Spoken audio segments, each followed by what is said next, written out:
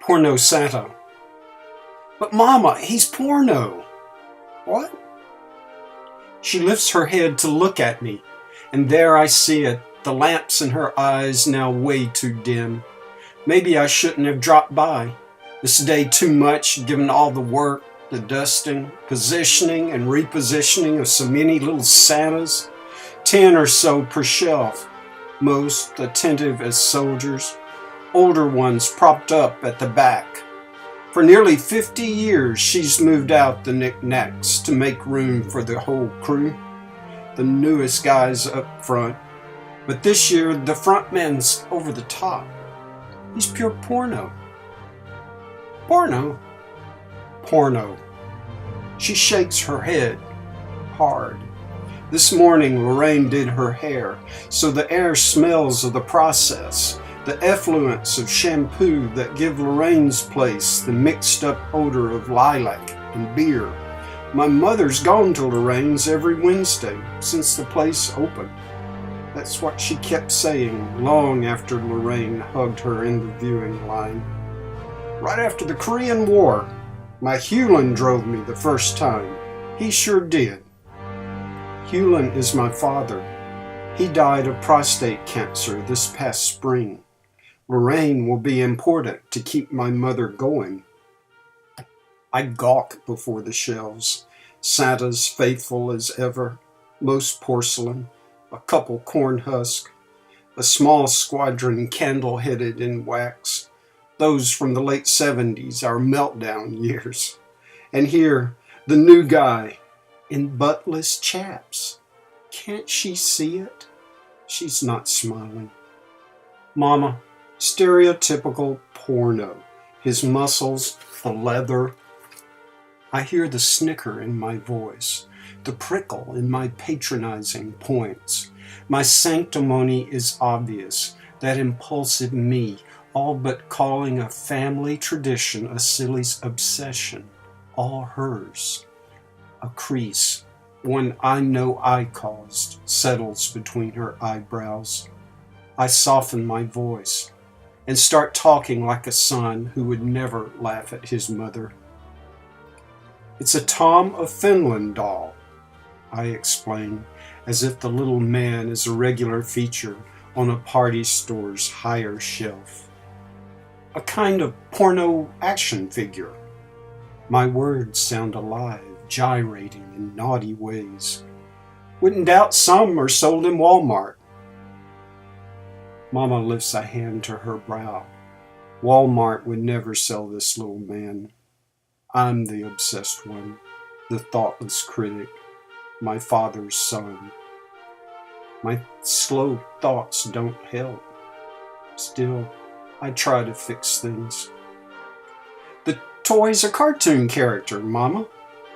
A party joke. So there, the fact. I wasn't laughing at her. It was the doll. The Santa was made to be laughed at. Mama turns from me, leans to the shelf and picks up the body Santa, pulling his vest tighter across his abs, staring at his stubbly face and hot red hat. His black crotch is disproportionately large. He's just a little different. Young, fit. She crawls her eyes up over my middle-aged body. Besides, he was a gift. A gift? I shudder at the thought of someone's sick gag. My mother is fragile. Sometimes she forgets. People play cruel jokes on women like her, the older widows. And now this. Mama, who gave you the doll? Your father. She inspects the man closely, and for a moment I wonder about her eyesight, then her thinking. Maybe he talks to her, explaining it all, a regression thing. I can't imagine Daddy ever buying a doll, let alone a Tom of Finland doll. Well, he sure did. Bought him at a special shop Lorraine and I found when we went to Atlanta last month. And Daddy bought the doll. Yep, he did. Mama clutches the Santa, her jaw fixed with the defiance she once brought to my praise of a retirement community, a safer place. I told you your father paid for the trip. Remember? Travel, he kept saying. Mama clenches her lips the way she did when the EMTs rolled the gurney with his body from the back bedroom. She looks away, swallows whatever she is holding back, and scrutinizes the hallway. So I did it. I traveled. And this little fellow is the proof. Your daddy spent his wallet money on it. She plucks at the white puff on the doll's pointy hat, runs a thumb over his shoulders. Sure did. Seemed like a miracle. Her voice is prayerful, defeated. Lorraine said he reminded her of Hewlin. A Tom of Finland doll reminds Lorraine of my father. This one, he sure does. Your father through and through. She hoists the muscle-bound man to my face. Little doubt he's anatomically correct. I want to nod with admiration, but my neck is tight. My worry, her loneliness, what too much time and television might do here in this big house.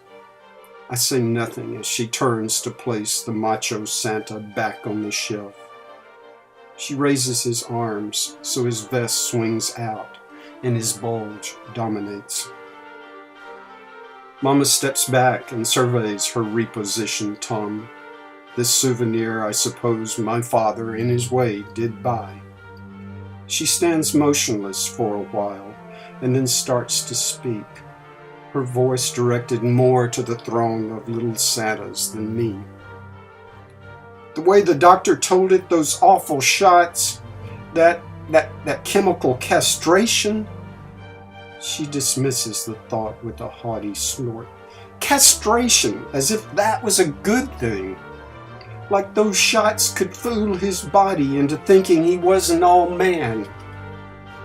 She gives a triumphant grin to the Santa's stubbly face and outstretched arms. Of course, she tells him, the shots didn't work. And then she rocks her head, my mother nodding as if all else is a secret between her and this little leather dude she's plugged up front for everyone to see. It's nearly Christmas, and the odor is Lorraine's. The war is over. Hewlin is with my mother, and all the other boys are home.